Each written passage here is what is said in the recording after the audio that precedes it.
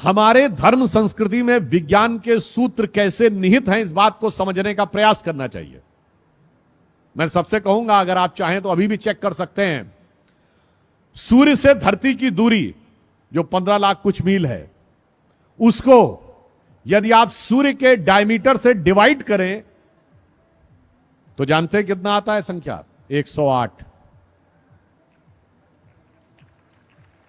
चंद्रमा से धरती की दूरी को चंद्रमा के डायमीटर से डिवाइड करें तो 108 आता है। कहीं कहीं आप देखेंगे 109 पॉइंट कुछ आ रहा होगा। इसका अर्थ क्या हुआ कि 108 is the galactic ratio of our solar system with the 2 major planets, एक सूर्य और एक चंद्र। चंद्र उपग्रह है, पर व्यवहारिक दृष्टि से वो इसलिए माना गया क्योंकि हमारे ग्रह वो माना गया जो सूर्य और हमारे बीच की ऊर्जा को काटता हो। वो हमारी उनकी डेफिनेशन में एक डिफरेंस है, that is a different thing. But मैं कहना चाहता हूं, सूर्य आत्मा का प्रतीक है, चंद्रमा मन का प्रतीक है। दोनों का धरती से डिस्टेंस 108 के रेशियो में है। इसका मतलब अगर आपको आत्मा से मन का एकाकार करना हो तो माला कितनी बार जपनी होगी? 108 टाइम्स। और इस 108 का हमारे जीवन से क्या संबंध है? मैं प्योरली साइंटिफिक टर्म की बात करता हूं। जो अर्थ और धरती का डिस्टेंस है, जिसका रेशियो 108 डायमीटर ऑफ सन है, अगर यह थोड़ा सा 10% दूर चला जाए तो इस धरती पे टेम्परेचर इतना गिर जाएगा कि जीवन नहीं रह सकता। 10% नजदीक आ जाए तो धरती पे टेम्परेचर इतना बढ़ जाएगा कि जीवन नहीं रह सकता। इसका मतलब जीवन का संतुलन वो 108 का रेशियो बता रहा है। चंद्रमा का क्या महत्व है? देखिए, हमारी धरती पे जीवन एक और कारण से है। अगर हमारी धरती एक्सिस में स्ट्रेट होती और वो घूमती रहती तो सूर्य की सारी किरणें सेंटर पे पड़ती, इक्वेटर पे। तो इक्वेटर पे तो एक्सेसिव टेम्परेचर हो जाता और नॉर्थ और साउथ पोल पे एक्सेसिव नेगेटिव टेम्परेचर होता, तो भी जीवन नहीं पनप सकता था। परंतु ये 23.5 डिग्री पे झुकी हुई है, इसलिए आधे टाइम जाड़ा, आधे टाइम गर्मी, मौसम भी बदलता है और जीवन का चक्र भी चलता है। वो 23.5 डिग्री क्यों झुकी हुई है? Because of A ratio of the distance of चंद्रमा। उसकी वजह से वो 23 डिग्री पे टिल्ट है। चंद्रमा 10% दूर हो जाए तो ये 23.5 से सीधी हो जाएगी। फिर ऋतुएं नहीं बदलेंगी, मौसम नहीं बदलेगा, जीवन नहीं चलेगा। चंद्रमा थोड़ा 10% नजदीक हो जाए तो धरती और झुक जाएगी, फिर भी जीवन नहीं चलेगा। अर्थात हमारे धर्म का विज्ञान, आकाशीय विज्ञान हमें यह बताता है कि जो जो संख्याएं भी हमारे यहां निर्धारित की गई हैं, वो किस गहराई के साथ, किस विज्ञान के विचार के साथ तय की गई हैं। इसीलिए मन और आत्मा का संयोग करने के लिए सहज स्वाभाविक रेशियो ये वही होना चाहिए जिसमें हमें जाप करने के लिए कहा जाता है। और इसीलिए कभी आप में से बहुतों ने ध्यान दिया हो कि साल में 12 ही महीने क्यों होते हैं?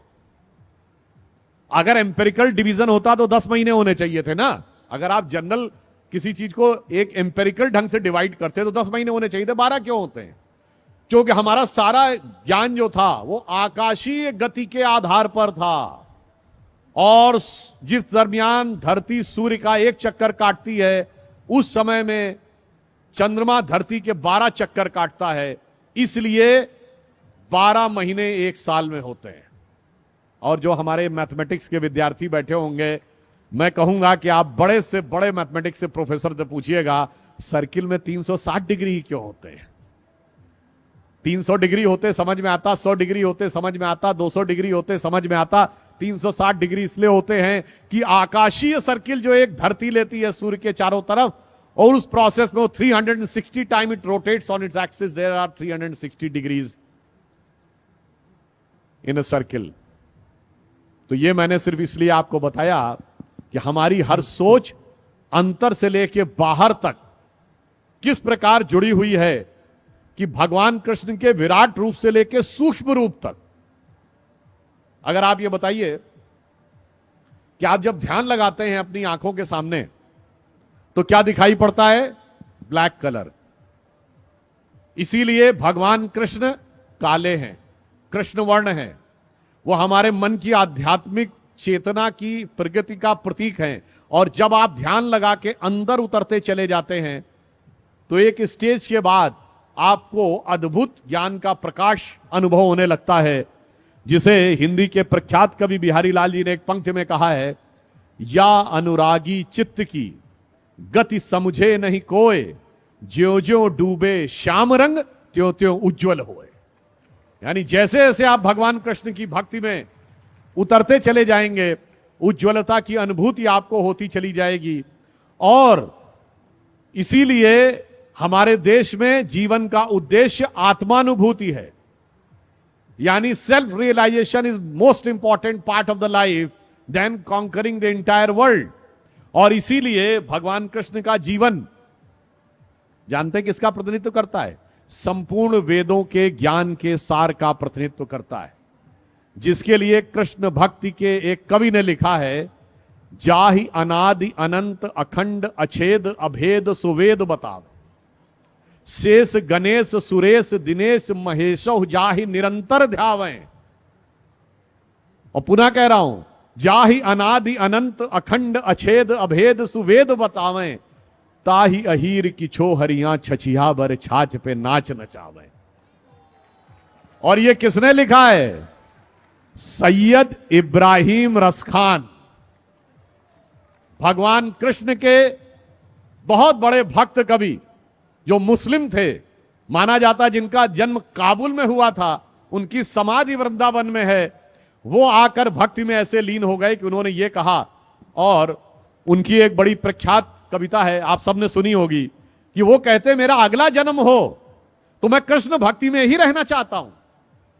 अगला जन्म मनुष्य के रूप में हो तो ग्वाल बालों के रूप में, अगर पशु के रूप में तो नंद बाबा की गायों के रूप में, पत्थर बनूं तो गोवर्धन पर्वत के ऊपर, और अगर पक्षी बनूं तो कदम्ब के उस वृक्ष पर, कालिंदी जमुना जी के तट पर, जिसके नीचे कभी भगवान बंसी बजाया करते थे। तो रसखान कहते हैं, मानुष हो तो वही रसखान बसों ब्रज गोकुल गांव के ग्वारन, और जो पशु हो तो कहा बस मेरो धरो चरो नित नंद के धेनु मझारन, और पाहन हो तो वही गिर को जो धरो कर छत्र पुरंदर धारन, और जो खग हो तो बसेरो करो कहूं कालिंदी कूल कदम्ब की डारन। आप सोचिए कितना बड़ा अंतर है। अभी मैंने पढ़ा था कि बहुत बड़े बड़े विदेश के लोग आपकी इस्कॉन की संस्था में आते हैं, भगवान कृष्ण की भक्ति में लीन होते हैं। मैंने रॉबर्ट ओपेनहाइमर से लेके कईयों के उदाहरण दिए। महत्वपूर्ण बात क्या है? आपको दुनिया में कोई दूसरा उदाहरण नहीं मिलेगा जहां उस धर्म संस्कृति को न मानने वाले व्यक्ति ने उस भगवान के प्रति इतनी श्रद्धा व्यक्त की हो। और उससे बड़ी बात यह है, उससे यह भी नहीं कहा गया हो तुम कन्वर्ट हो जाओ। यह हमारी ज्ञान की गहनता और विचारों की उदारता का प्रमाण है। मगर अफसोस की बात यह है, रसखान की जो मैंने पंक्ति बताई, आज की युवा पीढ़ी को कभी कभी भ्रम हो जाता है और वो पश्चिम से ज्यादा प्रभावित होने लगते हैं। तो इस पे मैंने एक पैरोडी सुनी थी बचपन में, जब मैं बच्चा था, क्लास 7th 8th में। तो वो मुझे याद आता है कि शायद आज के लोग ये सोचने लगते हैं कि आज होते तो क्या सोचते, कहते मानुष हो तो वही कभी चोच बसू सिटी लंदन के किसी द्वारे, और जो पशु हो तो बनू बुलडाग चढ़ू नित कार पे पूछ निकारे। तो आज की ये विचार जो आने लगे हैं, हमें उन विचारों से बचने का प्रयास करना चाहिए, उस दिशा में आगे बढ़ने का प्रयास करना चाहिए जो राष्ट्र को सही दिशा में ले जाए, और वो